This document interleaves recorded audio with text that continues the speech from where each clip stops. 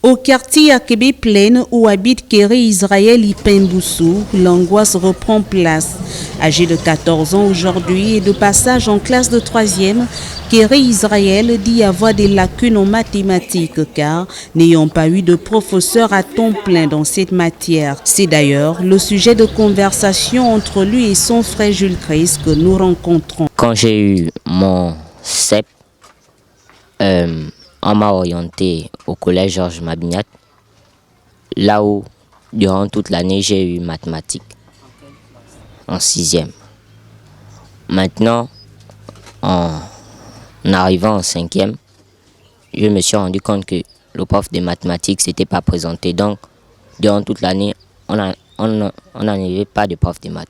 En 4e, à la fin du 2e trimestre, qu'on a rencontré le professeur de mathématiques. On s'est arrêté qu'au chapitre 5. Si la base a été faussée, il est donc clair que l'année scolaire 2024-2025 s'annonce difficile pour Kéré Israël qui va pour la première fois découvrir des notions en mathématiques dont il n'avait jamais entendu parler. Là, en ce moment, je suis de passage en 3e.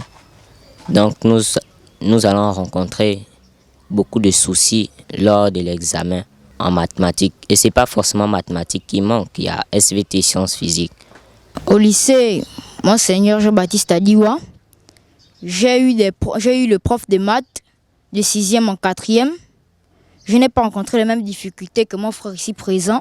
C'est donc à chacun sa chance. À l'heure où notre pays a plus que besoin des scientifiques, voilà que l'avenir de certains est déjà compromis. Car, osons le dire, un élève qui n'a pas eu d'enseignant de mathématiques convenablement ne pourrait certainement plus être un vrai ou bon scientifique, à moins d'être un génie. Mais le sujet n'est pas de savoir qui est génie ou pas, mais plutôt de permettre à tous les élèves d'être au même pied d'égalité, car c'est aussi cela, l'égalité de chance.